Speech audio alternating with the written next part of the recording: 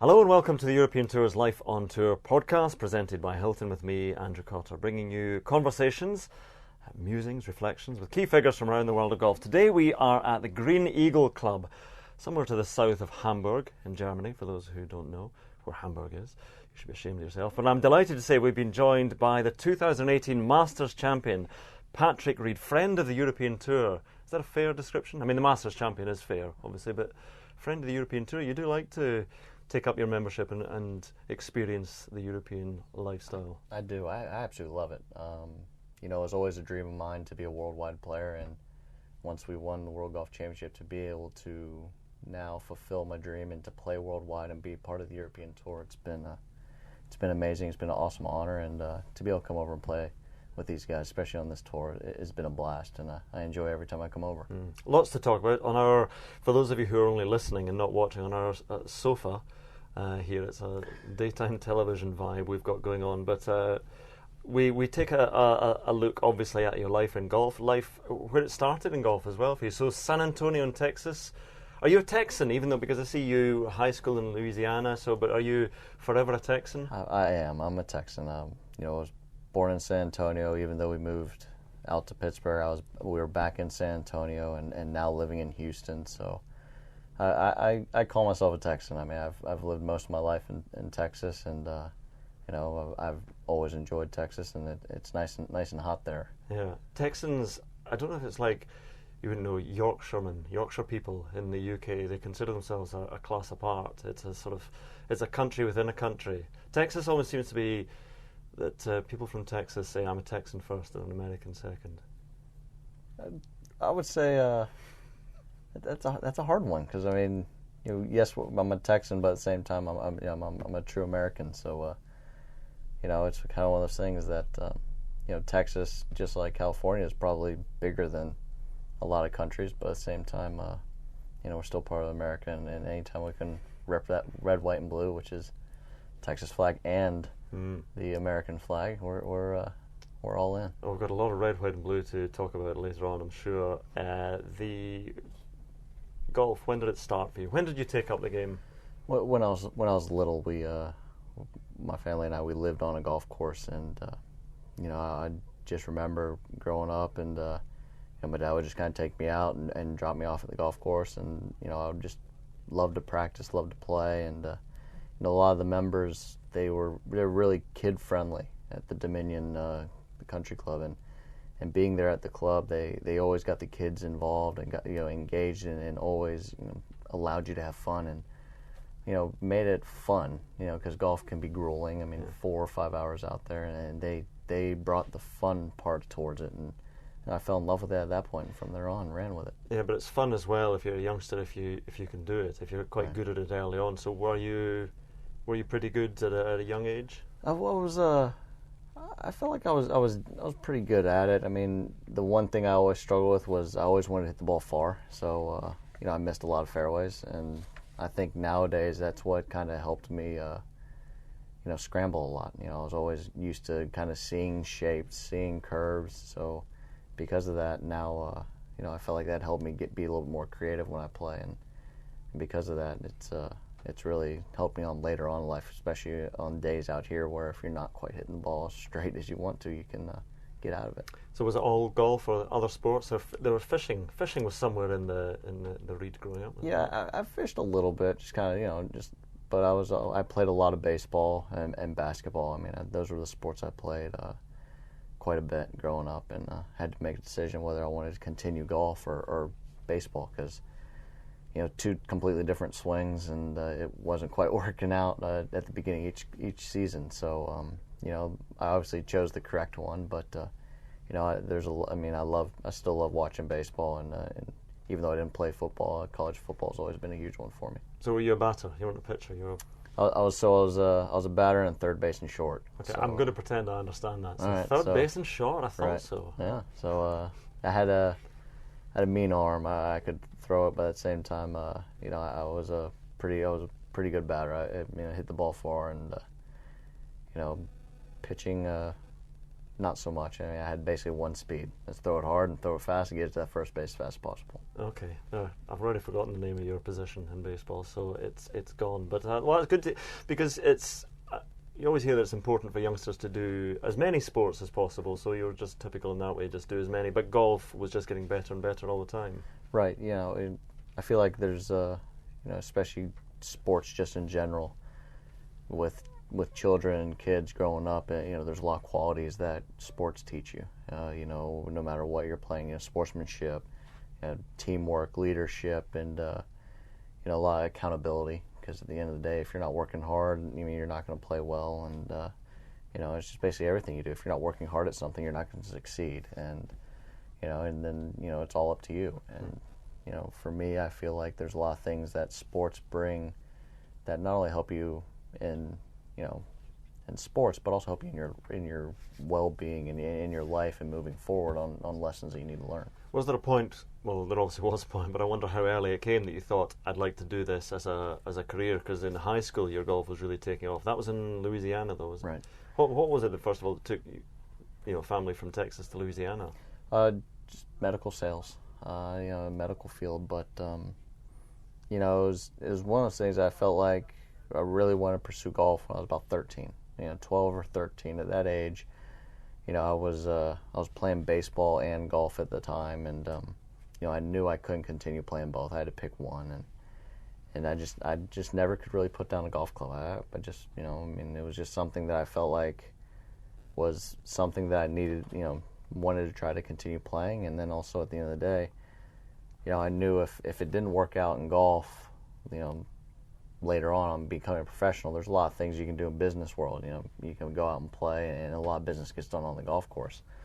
You're not really going and playing pickup game of baseball with your colleagues, and you're going to go to the golf course. But they're very different sports in terms of one's a team sport, one's an individual sport. I mean, they demand sometimes different characters. Do you think that your character lended itself to, I'm fine with being on my own for a while, just hitting golf balls? No, I think it's just kind of my nature of being, always striving to, be better.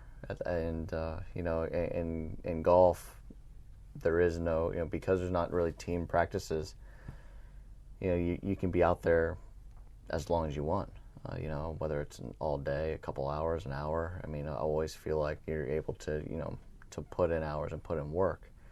But, there's nothing like, team, being part of a team, being a team aspect of it, because, junior golf, there's a lot of, whether you're a high school team, college team, Ryder Cups, President's Cups, there's a lot of team events and team things that you do, and I feel like there's a lot more team aspect of golf early on in your career and in your life, and, that's one thing that once you get on tour that you do kind of miss. You just got done basically 8-9 years of your life playing team sport.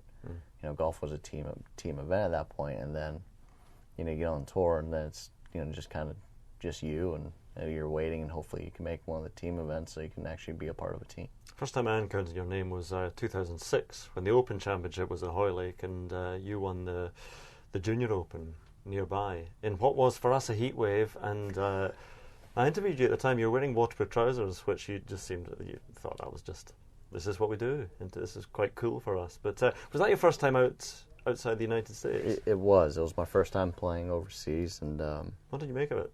I loved it. For me, it was completely different because you go home and you're in the United States, everything's in the air. You just hit the ball up in the air, the ball lands, it doesn't really roll that much, and that's about it. But when you come overseas and you play link style golf, you can play the golf hole 10,000 different ways on the ground. Use different knobs up in the air and try to stop it, and it's something that allowed me to be creative and use my creative side on the golf course, which is a lot more fun, I feel like, and there's a lot, brings out a lot better kind of golf for me to be creative rather than just kind of point A to point B. Now, the first time, so you went to college, you went to University of Georgia, first of all. By this stage, you're absolutely certain you're going to be a professional. Did you always have that belief and confidence that you would make that transition? Yeah, I always believed that that I could play out on the PGA Tour and on the European Tour. But the thing is, that's something that I feel like every player needs to have. If you don't have the self-confidence and belief in yourself, then you're not going to get the full potential that you have in yourself, and you're not going to be able to excel and move forward.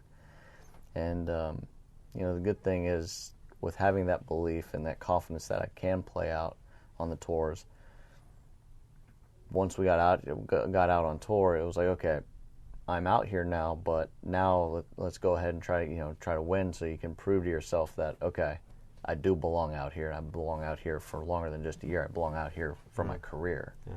And so you always have that little thought that in the back of your mind that, okay, well, do I belong out here? And then once you win, then you definitely know that you can be out here and you deserve to be out here, and just have to keep working hard. Skated over a bit of your amateur career, actually. Sorry. I mean, did you enjoy college life for a start? Because it's been well documented, but there were 2 colleges.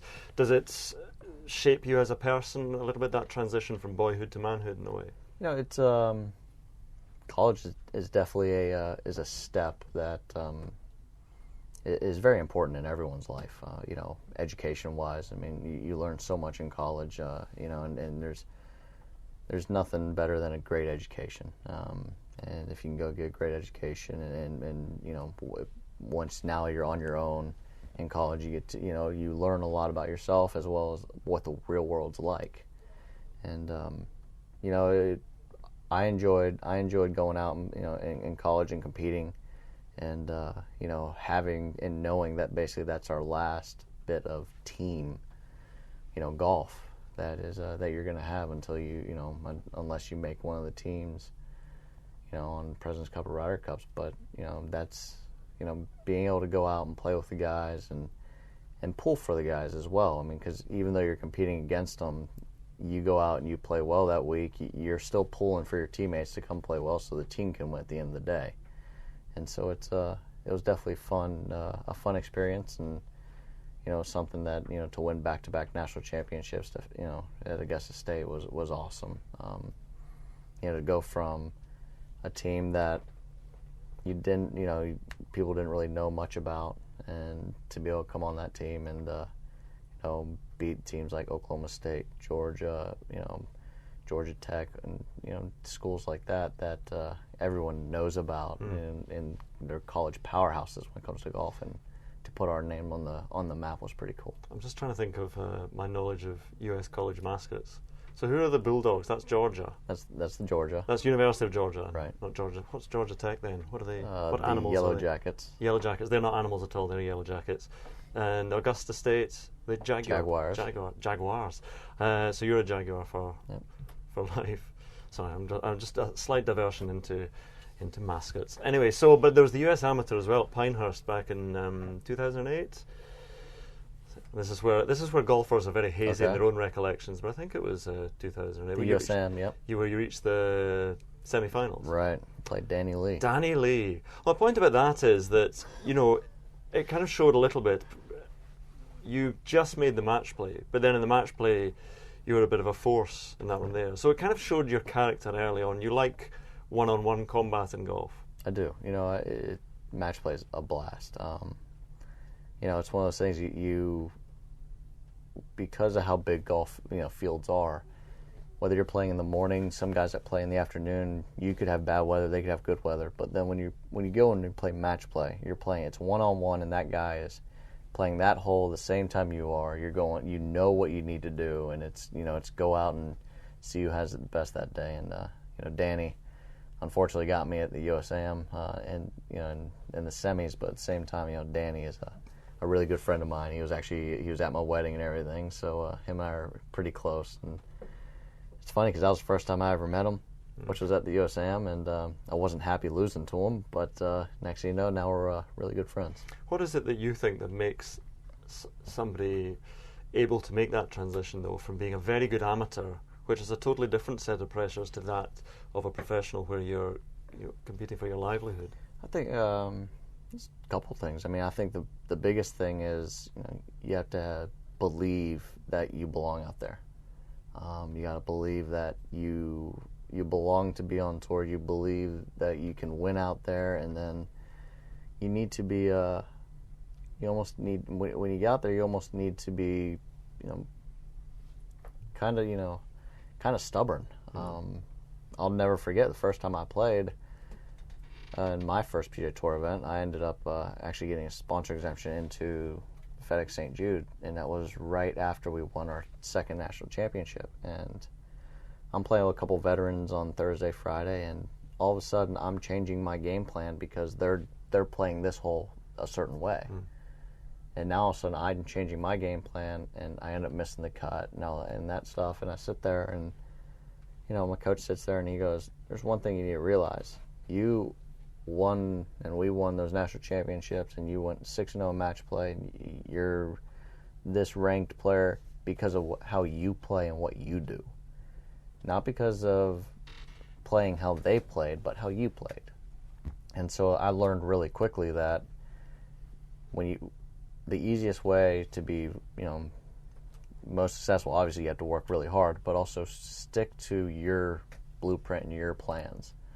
If you're a very aggressive player, or if you draw the ball or you cut the ball, stick to who you are. Because if you're true to who you are, you're going to play the best. And rather than trying to mold yourself and play like other people, play like yourself. It's interesting that you say, you need that slightly cussed streak. You need to have confidence.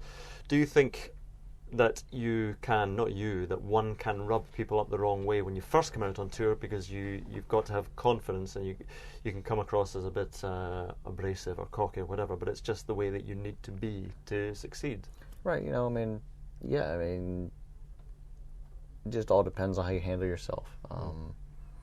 If you respect the game of golf, if you respect the players, and you respect the people that are out there, then you need to have that kind of, we like to call it swagger when you're out there.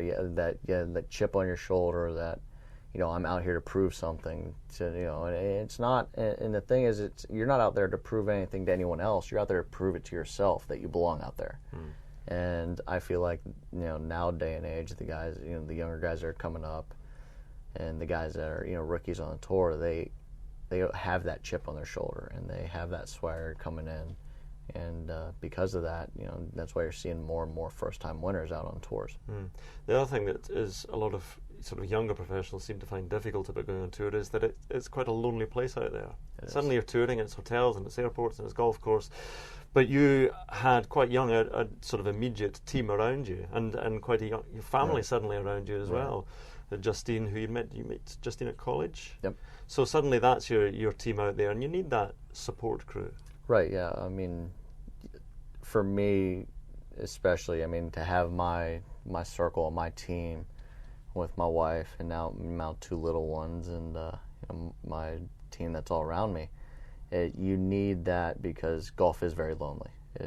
You go out and, traveling as much as we do, 30 to 33 weeks a year, and, going from hotel to hotel, you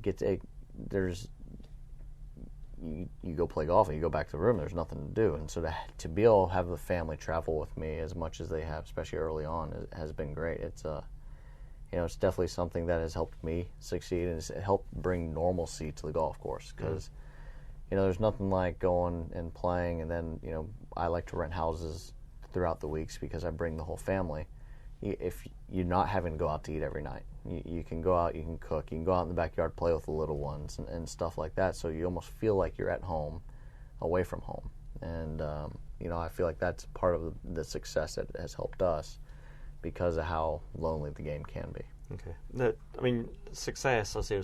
Relative success came quite early, because you got sponsors' invitations in 2012, made a bit of money, went through Q School 2013. You seem to be quite comfortable out there quite quickly. Yeah, I think the reason why we were so comfortable is because a lot of the tournaments I played in 2012 were because of Monday qualifiers. I went and we Monday qualified 6 out of 8 times, and you felt you deserved to be there. And if you make it through the Monday qualifier, you beat basically 90-something guys, because there's 100-something guys for 4 spots. And so you beat all those guys to get into the event, so you earned your spot into the event. And once you earned your spot in there, you're like, all right, I deserve to be here because I earned it. And then at the same time, you're like, well, since I just won or finished top 4 in the qualifier, I'm obviously playing really well, and so now you have that confidence that, okay, I'm earned my spot, I'm playing well, and now I'm on a golf course that's in absolute perfect shape. So you're sitting there, you're just in your mind, you're sitting there going, all right, well, let's go play. And I made a career, basically a season out of, basically with the Mondays and a couple of sponsor exemptions, and it was definitely got my confidence going. I definitely had that confidence and belief that because I'm doing the Mondays and making those cuts, that we belong down on tour, and now let's just go prove it. Yeah, and you did prove it. 2013, won for the first time, playoff with Jordan Spieth as well. So I mean, he wasn't quite the name then, obviously, that he is now, but that's quite a way to take your first victory. How did that feel? That must be the most asked question. How do you think I felt? But I mean, can you remember exactly what it meant to you at the time? It meant it was a sigh of relief, honestly. I mean, it was the kind of stepping stone. I'm sitting there, and Justine's on the bag, and with all the hard work of the previous year, doing all the Mondays, and and then going from the Mondays to my first year on the PGA Tour, and going through a year that we felt like we did a lot of things well, just didn't get a win. And the way we were playing at Wyndham, I mean, we were on all-time high. Felt amazing, and I'll never forget, we step up on 18, our first playoff hole, and I have a short putt to make it to win after he made a long one, but it was such a fast putt, I had to putt defensive, and unfortunately I missed it. And so I go from an all-time high to kind of like, all right, drag on, we got to go to the next hole, and I hit tee shot on 10, and the lady is signaling, the volunteer is signaling out of bounds as I'm walking off the tee. So I'm just like, I go from all-time high to now all-time low, thinking we just lost the golf tournament. And so I go hit a provisional, we go back up there, and all of a sudden the ball's inbounds by probably 8 to 10 yards. I mean, it wasn't even really close. I mean, and so now we're like, all right, well, we have a chance. And, after Jordan hit, and all of a sudden, I knew he got up top, and we hit that amazing shot underneath and over the tree, and to make the putt, we go back up to an all-time high. So, I mean, it was just a roller coaster of emotions, and, was glad to get the first one out of the way, and, just really prove to myself that, hey, we can win out here, and we just got to continue playing and grind it. You mentioned Justine. What was it like having, at that stage, your wife caddying for you? Arguments? No? Serene progress? Oh, no, it was amazing. It was one of those things that when I moved to Houston, to be with Justine, we, she was at the time, she had dual bachelors at LSU, health administration and nursing. So her dream was to run a hospital. And so she was working nights, and I was practicing, and when I moved to Houston, I changed my golf swing completely. Saw a new coach and everything, and at that time, I was just beating balls on the range, really trying to figure it out. And I looked at her, and I was like, I'm gonna go play a couple Adams Tour events. Just kind of, my coach and I were like, let's see how the swing is under pressure, because he's like, it looks good on the range, but I mean, you gotta be able to take it to the golf course. And Justine goes and looks at me and goes, well, okay, well, I'll caddy for you. I'm sitting there going, okay, I mean, there's no way you're going to be able to caddy for me. A golf bag's bigger than you. I mean, you're only 100 pounds soaking wet, and golf bag's 5'1", and you're 5 feet. I mean, it's taller than you are. She's like, no, I can do it, no problem. I was like, no, I don't think there is. She's like, oh, trust me. She's like, let's go try it. Okay. So it's August in Houston, which is hot. Hotter than Hoyle in 2006. Yeah, exactly. It's 100 and I think it was like 110 that day. Humid, no wind, sunny. So I put all the rain gear in the bag. I put the umbrella, put 2 waters, basically everything that we would need to play on a bad weather day. Because anyone can lighten up a golf bag, and people can carry it, but it's when the bad weather comes, can you carry it? And so I'll never forget, we go out, I mean, she just got done working that night, and that morning she's no sleep. So she comes in, when she basically changed it, we go to the golf course, and I warm up. We go to the first tee, and we play the front 9. And after the front 9, I'm done. I'm like, I don't want to be so hot, so miserable. She goes, no, we got 9 more to go. I'm like, okay. So I go and I play the last 9. I'm over there just looking left and right, trying to find something to drink. I'm dead at this point. And she just looks at me and she goes, "Is that it?" I'm like, "Is that it?" It's like, I'm about to die over here. I mean, good thing you're a nurse because I'm about to go down. Yeah. And at that point, I was like, all right, well, yeah, let's go do it. But when she does it more permanently, caddying for you, how does that feel in terms of pressure? Because almost you're not doing it just for yourself, but that she's perhaps put whatever career she might have been thinking about on hold. Exactly. That I felt like was the hardest part because when you're not on a tour or anything like that, I mean, and coming out of college, there is no real steady income coming in.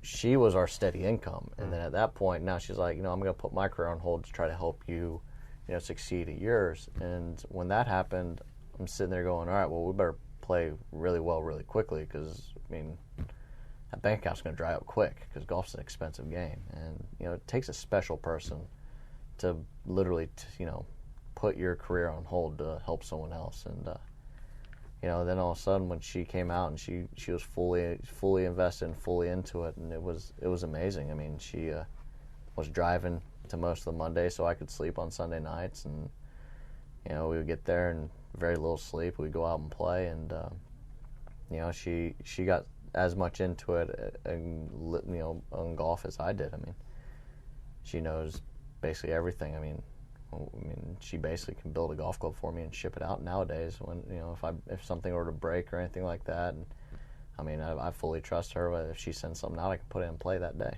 Really? Yeah. Oh. Right. So we're sort of dwelling around the 2012-2013. Let's leap forward to the WGC win in 2014 because that was a week of sort of record breaking. Here we are. So you broke Tiger Woods' record as the youngest WGC winner, with a one-shot win over Bubba Watson and Jamie Donaldson. Only the 5th golfer to earn 3 PGA Tour wins before your 24th birthday since 1990. Joining Tiger Woods, Phil Mickelson, Rory McIlroy and Sergio Garcia. The reason I read off these stats are because that must give you tremendous pride, but I know you like achieving things in the game as well that are special. Yeah, it was amazing that week. I'll never forget kind of warming up on the range on Sunday. I had my headphones in and have no clue what's going on around me or anything like that, and the whole entire range is basically empty because I'm in the last group, but Tiger's in the group in front of me, and he decides out of the entire range, which at Doral is massive, he decides takes his golf balls and put it right behind me, literally right behind me, and he's within 5 feet of me hitting golf balls, and I had no clue. I had headphones in, and all of a sudden, after I got done hitting, I went and put my bag and took out my headphones. I was like, oh, wow, there's Tiger. And to be able to play where they go 69, the top 70 in the world were there, and to stare down basically on every single hole, your idol, the guy you grew up watching and wanting to mold your game and play like, and having that Sunday red Tiger in front of you, and to be able to play the way I did to win my first World Golf Championship was amazing. And at the end of the day, it also I knew that win was also going to allow me to fulfill my dream on being a worldwide player and play on the European Tour. It's amazing you had 3 wins on tour before playing in your first major, the 2014 Masters. Is that? That's incredible in itself. You must have felt even before playing in a major that, and you said at the time that I believe I'm a top 5 player in the world, and again that was widely reported. But was that just the belief you had that was where you were going? Right. I think the biggest thing is, you have to have that belief in yourself. The guys who win on tour and the guys who consistently are playing it late on Sundays believe that they're the best player out there. That if they're playing the capability that they have, if they're playing their A game, that they will have a chance to win on Sunday. And it's nowadays. That's the type of attitude you have to have when you're out there playing, because you have to be strong mentally and physically out there nowadays to play. And it's one of those things that growing up watching guys like Tiger and Phil, you kind of learn and have that kind of mentality that if you're 500, you need to go lower. You need to keep going, keep driving it in, keep going lower and lower. And I think that's something that those two have done that has helped grow the game and has helped the generations after them come out and be more successful and play even better. Now, we touched upon the European Tour membership. I mean, in 2015, because you won the WGC, you had access to the European Tour, decided to come across and play a bit. Again, what was the thinking behind that? Just see something different, try something new? Well, so I've always wanted to grow the game of golf, and I've always wanted to be a worldwide player and enjoy and meet different people, learn different cultures, and something that I've always wanted to do. And I felt like that I don't only need to touch just the U.S. and grow the game in the United States, but I want to make the whole world a better place. Whether it's in golf, whether it's getting to know people and helping children, and having the opportunity to play on both tours. It gives me the opportunity to travel around the world and play everywhere, and show other countries and other places how fun golf can be, and then and also to show a lot of people around the world that even though we're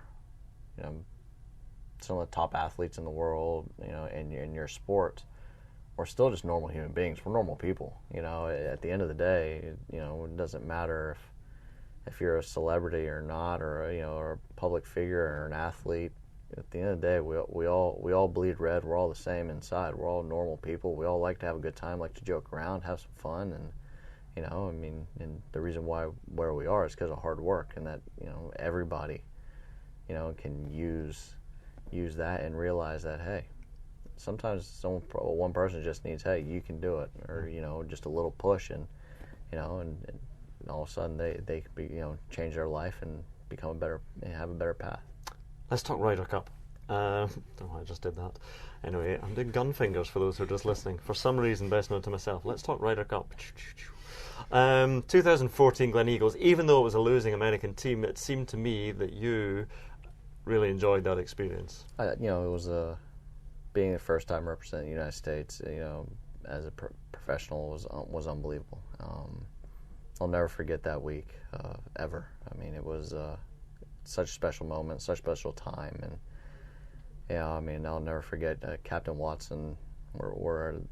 We're there, and he brought over 2 wounded warriors, and they were sitting and they were talking to us about what it's like representing your country and what they endure, and as veterans, and what they to keep us safe. And they gave every one of us a folded American flag that has flown, and it touched me so much that I have not played a single round of golf without that flag in my golf bag.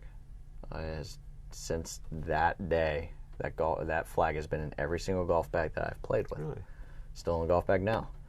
And just that moment and representing our country was unbelievable. And to go out and to know that Captain Watson was going on, putting his neck out for myself and Jordan, putting us together, 2 rookies, and then putting Jordan and I out first and second on singles, knowing that we needed a rally. We needed to see our color up early, and we needed to go up and get that momentum. And I'll never forget, with Stenson and I kind of going back and forth, and all of a sudden, we're dead even at the time, and he makes a birdie putt in this Coliseum. Place goes nuts, and I was like, no, we need the crowds back on our side. We need the crowds quiet. We need to get them on our side. So when I made the putt and turned the crowd and just shushed them, they didn't really go quiet. I just got booed like crazy. But the amount of energy that moment produced for the rest in the atmosphere for the rest of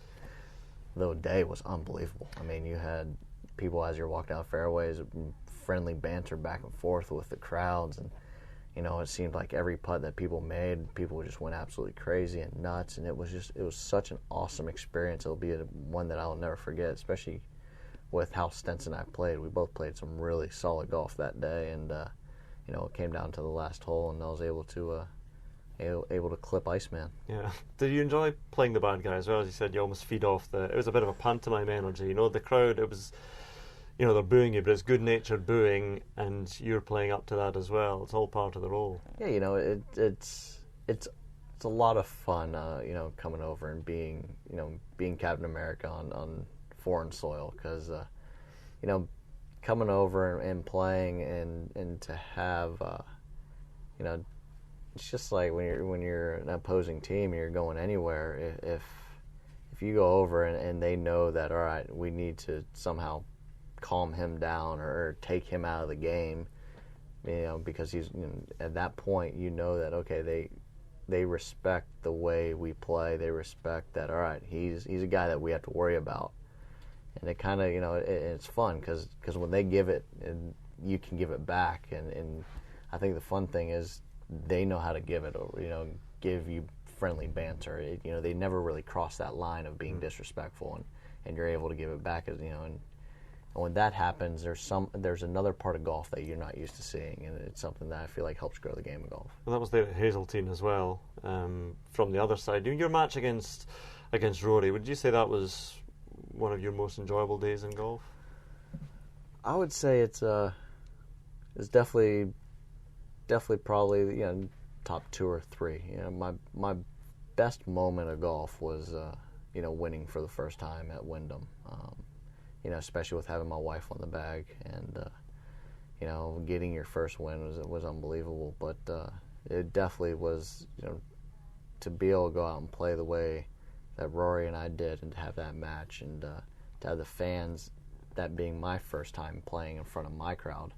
That was actually my first team event on the U.S. soil, because my President's Cup and also Ryder Cups were always overseas. So to be able to play at home and to have that fun, that kind of a match going back and forth, and to see the friendly banter back and forth that him and I were doing with each other, for the sportsmanship we were showing, the camaraderie we were showing, as well as the passion for each country, and also our the passion for the game of golf we had, I felt like was definitely a moment that golf won't ever forget. We won't ever forget. Do you have a different mentality in the Ryder Cup? I'm just thinking, if you see, for example, saw McIlroy sticking it into 5 feet, would you just be standing up there thinking, right, I've got to stick it closer? Is it a sort of a more positive mentality than you can have in stroke play?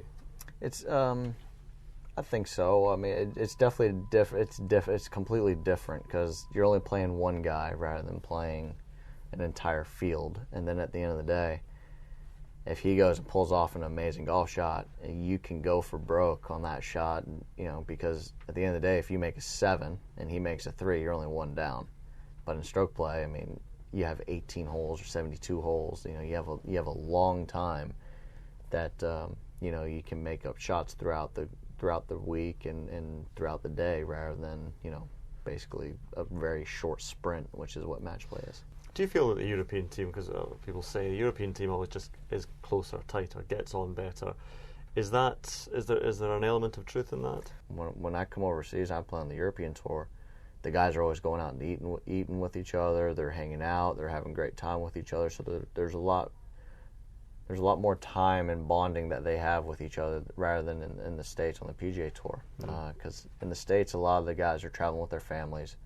And so you go to the golf course, and then you're going straight back to go hang out with your family and to see the family. But on the European Tour, a lot of them aren't traveling as much with their families, because you're going from country to country, not just state to state. Yeah, so it maybe helps, but do you have to be great buddies with the guy to play well with that guy, though? It's just interesting, the dynamic of Ryder Cups. Right. At this level, we're all professionals. I mean, you can like the guy or not, but when it comes down to putting that tee in the ground, guys put all their differences aside, and we go out and try to play the best we can, because at the end of the day, we're playing for something bigger than just with who we're playing with. We're going and we're representing our country, playing for our country, and trying to bring home a trophy for our country, rather than just ourselves. Think in the future, most players who've played Ryder Cup say in the future, I would love to be a Ryder Cup captain. Could you see that in the dim and distant future for yourself? Oh, that'd be amazing. It'd be fun, but it's one of these things that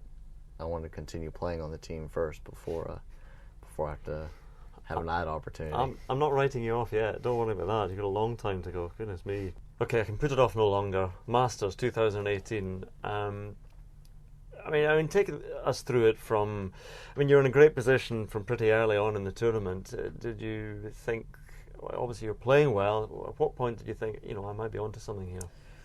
I felt like once I made my first eagle on Saturday,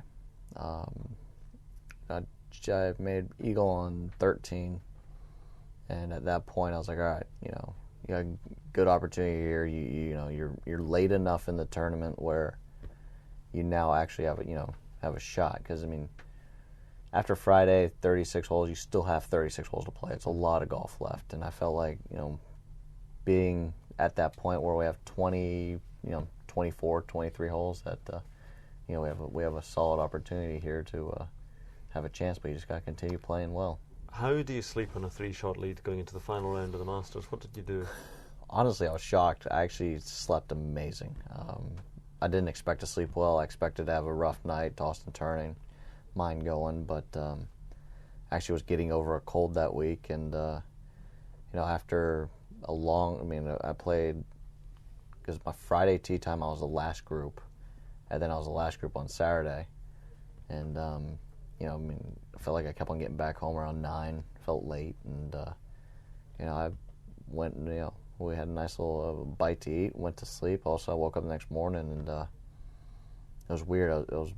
Had like this really calm feeling, and I just kind of walked out in the kitchen, had my sweatpants and T-shirt on, and sat down with my daughter and just was watching Disney Channel with her, just kind of hanging out and just kind of letting the afternoon, the morning kind of go, and get ready for the afternoon. And when I arrived at the golf course, I was still just really calm and just kind of going out. And my coach just kept on looking at me every day, and he goes, "All right, it's Groundhog Day. Go out and let's just keep grinding, keep doing what we did the past couple of days. Just keep doing it." And so, I felt great, had a great warm up, and also I go to the putting green by number 1, and I'm still feeling great. No nerves yet or anything like that. I'm like, man, something I did not expect. I don't expect to just be, running around, my head cut off, just feeling nervous and everything. And all of a sudden I walked through the ropes, and then once I got to the first tee and I stepped on the first tee, the nerves just slapped me right in the face. I was like, oh my gosh.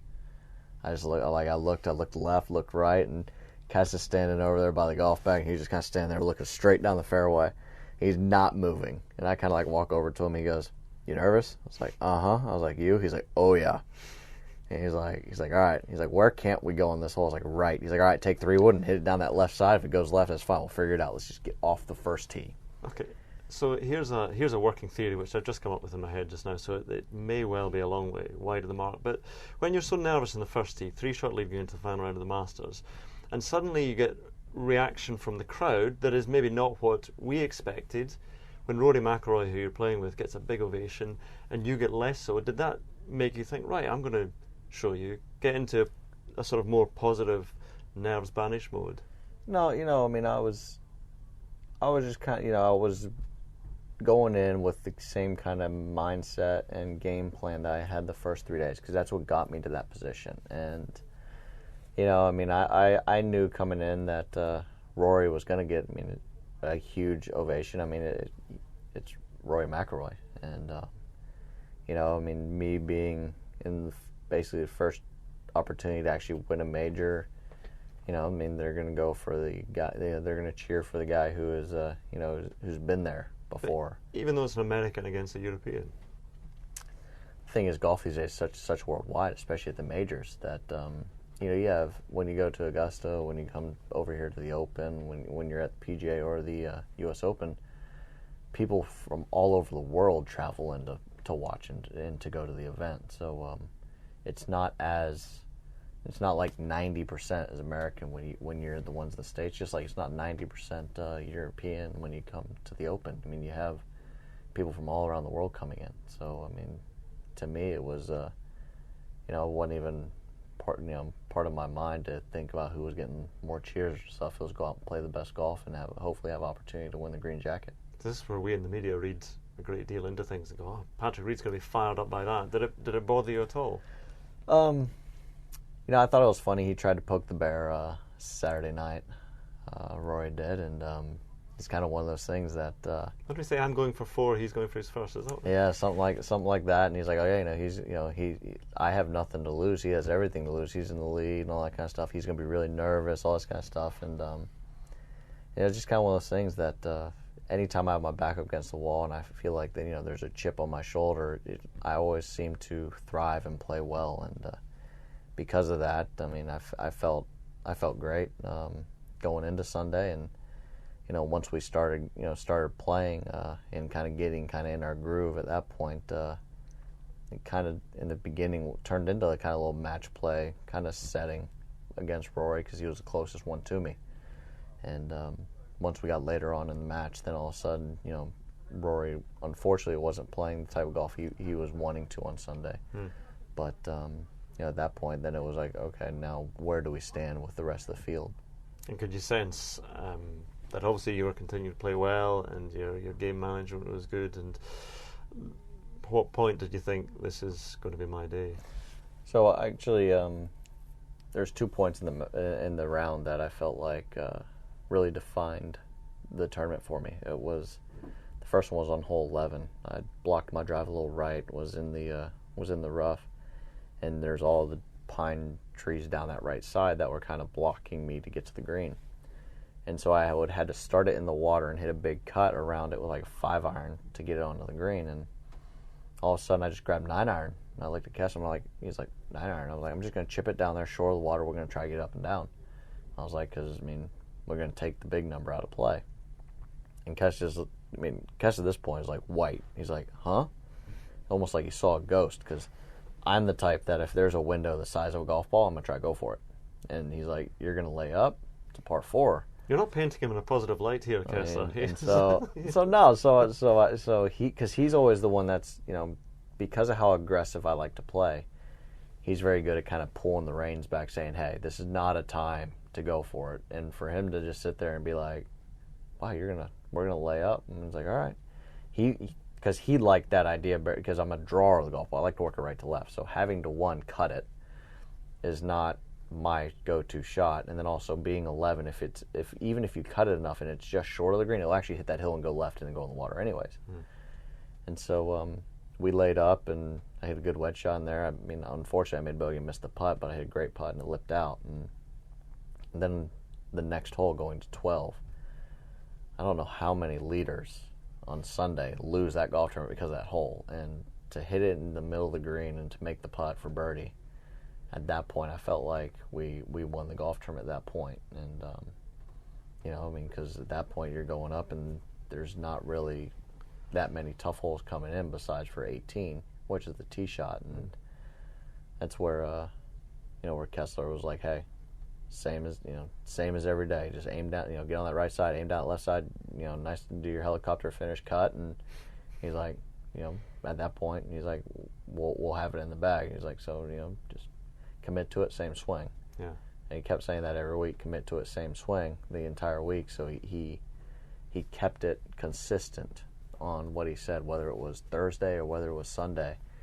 He kept the consistency going, and that's something that is great, and that he's learned a lot about and helps me play better, just because keeping the consistency going and keeping the moment as, hey, it's still golf. It's still still just a normal tee shot. If you're doing this a week ago at this place, that hole has not changed. The moment obviously has changed, but you have to psych out your mind and bring it back to, hey, it's still just a 400-something par 4. It's just a normal cut. You do this normally, so just take the moment out of it.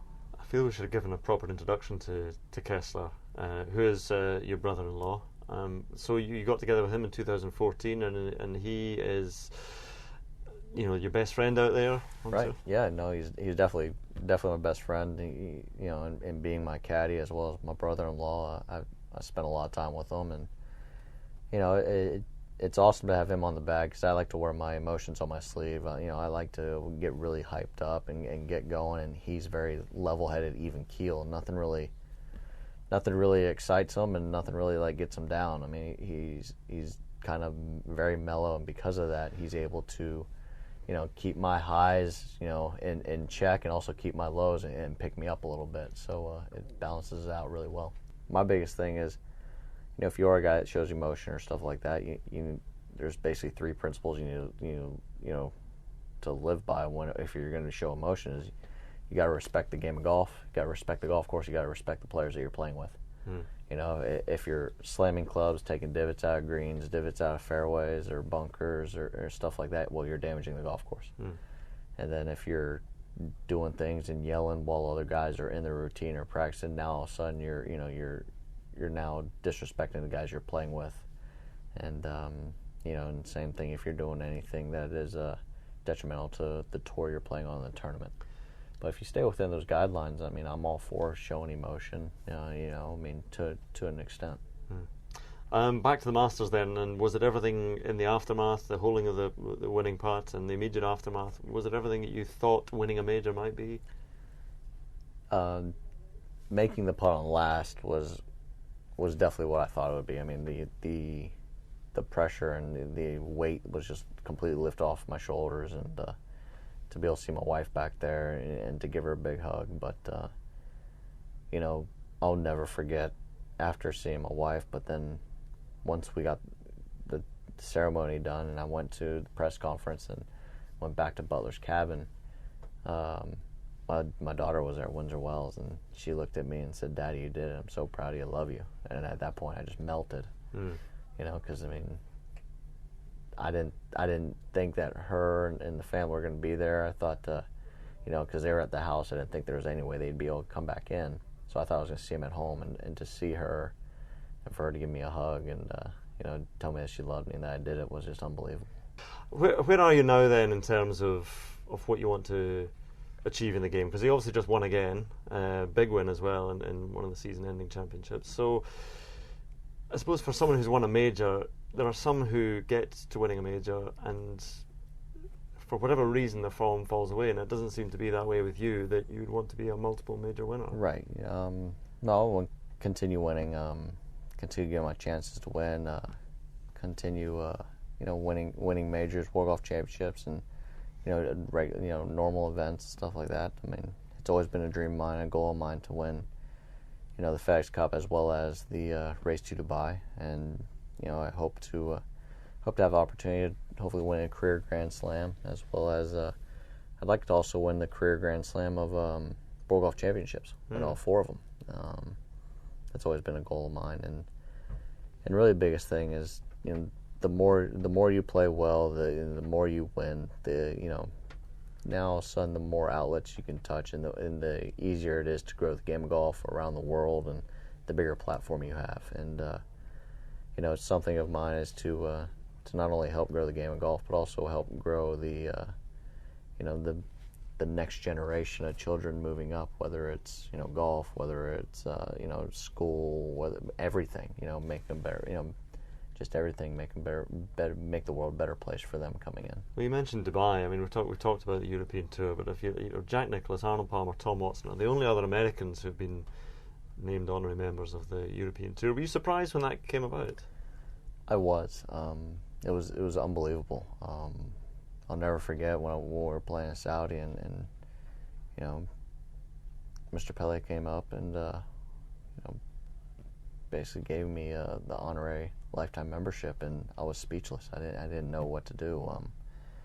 It was such a huge honor because a goal of mine and a dream of mine was to be a worldwide player, and to now be a honorary lifetime member, it means I'm fulfilling that dream, and I'm able to travel the world and make a career out of not only just playing at home, but also playing over here and playing around the world and trying to make the world a better place. And it was unbelievable, and to be a part of that list of those other 3 gentlemen is unbelievable. When you read those names, like Watson, Palmer, Nicklaus, I mean, in terms of golfing achievements, that's a long stretch to get to what they've achieved, but they also leave a legacy in terms of how they have handled themselves as well. Do you think that's important? It is. It's always important. I mean, just because what you do on the golf course does not paint the picture of your legacy and who you are. I mean, those 3 guys you just named. I mean, and you can add Tiger Woods, you can add Phil Mickelson to that list, those lists as well, and Mr. Player.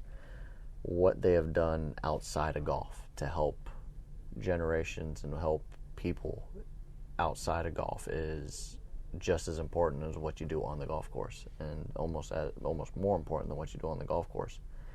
And to be able to have that opportunity and to hopefully fulfill some of the void that we have in the game of golf compared to what we had from those guys is something that all of us are going to have to do collectively as a group, and it's something that hopefully more guys kind of follow my footsteps on making that leap and playing on both tours and trying to grow the game worldwide and help the world. Okay, just quickly a schedule for the rest of the season as well, because it is what? It's a lot. That is it's you're a worldwide player. Just quickly take us through it then. List the countries. All right, so we're here in Germany, then we have Amsterdam, then we have London, then home for a couple weeks, then we have South Korea, Japan, China, home for a couple weeks, Dubai, Hong Kong, hopefully Bahamas, and hopefully President's Cup, which is in Australia. Then home for 2 weeks, which Christmas is in there for the 2 weeks, and then it's Hawaii for the tournament champions. There you are, global player, global superstar. What do you do then when you get your rare weeks off? Still fish? No, I literally spend most of my days just kind of hanging out at the house in sweatpants and running around with the little ones, having fun and being a dad. I think that was that's the best thing ever, is to be able to go home and just be a dad and hang out with the kids, hang out with the wife. Still a big baseball fan. Oh yeah, watch the Astros all the time. Astros, that's Houston, isn't it? Yes, it is. Houston, there we are. I even said Houston rather than Houston. Right, it's named after a place in Scotland, Patrick. I'll educate you on that. Anyway, as in fact Dallas is, so nothing you have over there is original. Anyway, right, we're going to end on that note. We're not actually. We're going to ask you the Hilton Quick 9. The Hilton Quick 9. Right, so just 9 very quick questions, first thing on top of your head. Right, first question is, first thing in your suitcase. First thing in my suitcase. What is the first thing you put in your suitcase? Golf clothes. Golf clothes, okay, excellent. Question 2, favourite club in the bag? My lob wedge. I call it 61 and done. Gets me out of a lot of trouble. Is that the one you broke? Yes, that one was 61 and it was done, so I had to get another one. Okay. Okay, question 3, where was your last holiday? The Hamptons. It was right after the PGA. Nice. Question 4, favourite hole in golf? Oh man, let's go ahead and say 18th at Augusta, where I won my first major. Ah, yes, you did. I remember that. Right. Question 5, one place on your bucket list, one place you haven't been that you'd like to go. I feel like I've been everywhere in the world, especially after that schedule. One place I haven't been. Well, I've never been to Australia. I've never been to Japan. Oh, President's Cup? Yeah, President's Cup, and yeah. Australia. Australians, Patrick Reed is coming. Right, question 6, best shot you've ever hit? Would have been the 7-iron at Wyndham when we won in the playoff first event. Okay. Question 7, if you weren't a golfer, what would you be? Probably an architect. Okay. Has that been an interest for a while? I'm making this a not so quick now. Right, so I've always really enjoyed, architecture as well as golf course design. I mean, ever since I was little, I was always drawing golf courses and stuff like that. So it's always been something of mine that I've always loved to do. I was thinking buildings. Golf both. Both? I'll do both. Right. Have you done your own house? Not yet. An extension? That would get too expensive. Can you imagine? Anyway, right. Question 8. An option, another Ryder Cup victory or another green jacket? Both. Okay. Both, because one's a stroke play event, one's a match play event, one's a team event, one's an individual. So both. All right. We should have specified it's not a Masters green jacket. It's just a green corduroy jacket that we've made for you. So you've been suckered in there. Question 9. And finally, who would make up your dream 4-ball? Again, this can be somebody dead or alive. My wife, Sevi, and Tiger. Wow. That's quite a 4-ball. It's a great 4-ball in which to end our Hilton Quick 9. My wife and I would take those two on in a match. Okay. Yeah, I'm not sure that would go well she for you. gets shots, though. Okay. Oh, I see. Yeah, I'll play a handicap system. I didn't realise handicaps were involved, but we can make that happen for the Hilton Quick 9. Thank you very much indeed for talking to Life on Tour. Patrick Reed. Thanks, Patrick. Thank you.